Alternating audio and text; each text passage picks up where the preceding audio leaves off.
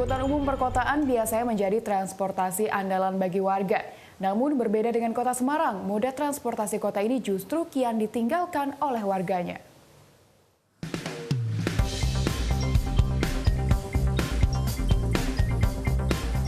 Angkutan umum minibus atau angkot kini tak lagi jadi primadona di kota Lumpia.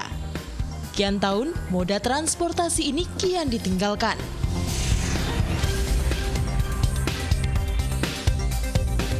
Apa deh Mbak?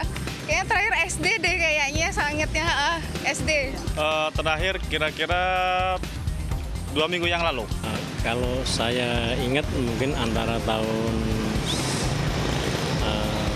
1990-an. Kapan ya? Sudah ya kira-kira 2006 ya. Pertama kan nggak aman, terus juga yang kedua kan nggak nggak nyampe langsung di rumah gitu loh. Timbang kayak gitu kan ribet, jadi naik kendaraan pribadi aja. Sebetulnya kenapa saya nggak milih angkot, karena saya lebih praktis memakai kendaraan sendiri. Salah satunya kenyamanan ya. Kenyamanan sama angkotnya sendiri itu kurang diperhatikan untuk keselamatan dan kebanyakan sudah bumel-bumel. Ngetem itu loh Mbak, saya nggak suka itu. Jadi kadang-kadang telat gitu loh. Jadi saya nggak sampai sekarang aja saya bukannya sombong ya, nggak mau naik, cuman ya itu lama, nggak nyaman lah berarti gitu. Sulitnya akses untuk mendapatkan angkutan umum di wilayah-wilayah tertentu dan juga efisiensi penggunaan kendaraan pribadi yang dirasakan oleh masyarakat memang menjadi salah satu sebab berkurangnya jumlah pengguna angkot di kota Semarang. Untuk membuktikan, saya pun mencoba mengakses angkot di daerah Pamularsi dengan tujuan Tugu Muda. Saya juga akan membandingkan perbedaan waktu tempuh jika saya menggunakan sepeda motor. Ya, saat ini saya sedang mengarah ke Tugu Muda. Saya pikir saya bisa langsung menaiki angkot dari depan kantor langsung ke Tugu Muda. Ternyata tidak bisa dan saya harus memutar jalur kemudian transit di angkot berikutnya. Akhirnya saya mendapatkan angkutan kota ini. Namun sebelum mencapai lokasi tujuan ternyata saya harus berganti angkot terlebih dahulu. Perjalanan pun berlanjut.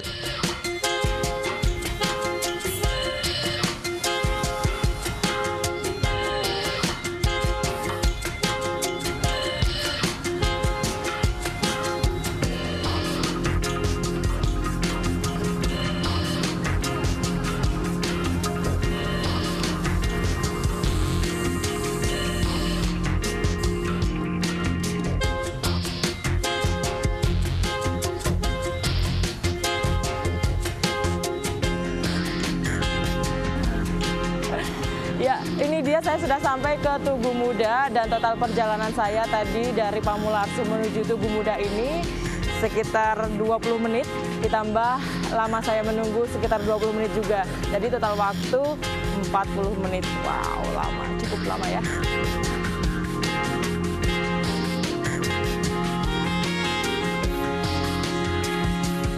Sekarang, mari kita bandingkan jika saya menggunakan sepeda motor. Jarak jalan Pamularsi tempat saya memulai perjalanan hingga Tugu Muda adalah 3,5 km. Dengan menggunakan sepeda motor, saya hanya membutuhkan waktu perjalanan 10 menit.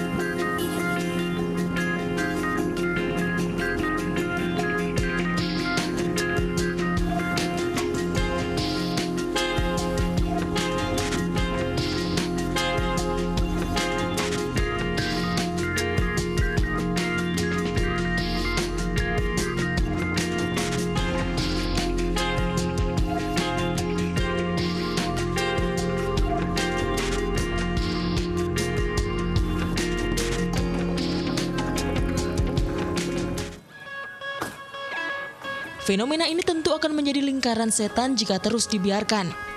Masyarakat mulai beralih ke kendaraan pribadi, angkutan umum kian kehilangan penumpangnya. Jika penumpang sepi, angkutan umum akan sering ngetem dan membuat penumpang jadi kian enggan menggunakan angkutan umum dan memilih kendaraan pribadi. Begitu seterusnya. Ditambah masyarakat kian dimudahkan untuk membeli kendaraan pribadi terutama sepeda motor.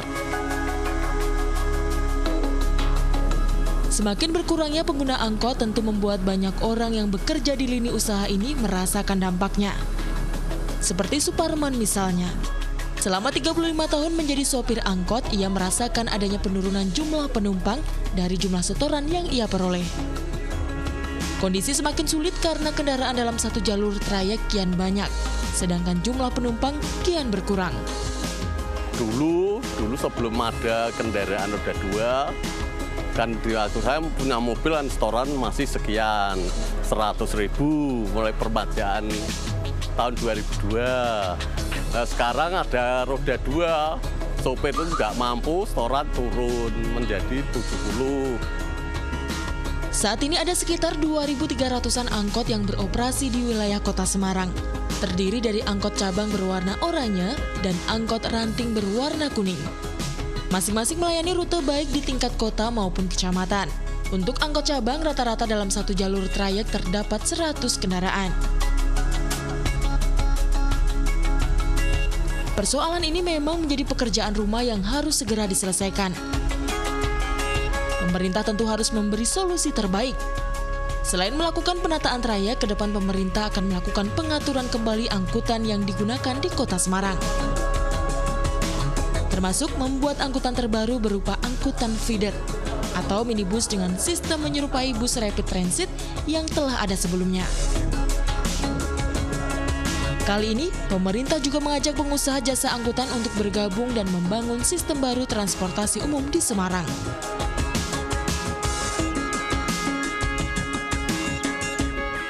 Namun, untuk jangka pendek, pemerintah berharap angkot di Kota Semarang selalu membenahi diri agar tidak ditinggalkan penggunanya.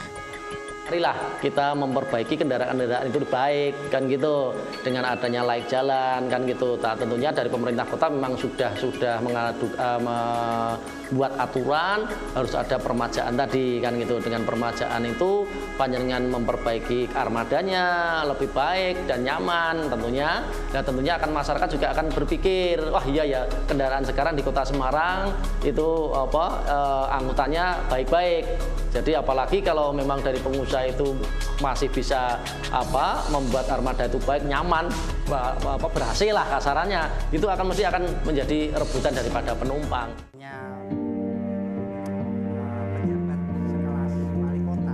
Sebagai penyedia jasa, para pengusaha sendiri tak keberatan dengan aturan yang dikeluarkan pemerintah. Namun, para pengusaha berharap ada solusi terbaik agar mereka tetap bisa bertahan. Berhubungan kita mengharapkan pemerintah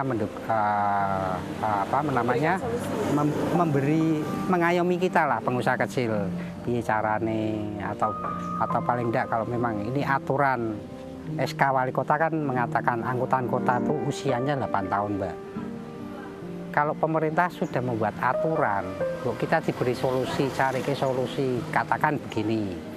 Setelah tahun habis, kita remajakan, diutangi sama pemerintah kan ya lebih ringan kan, Mbak.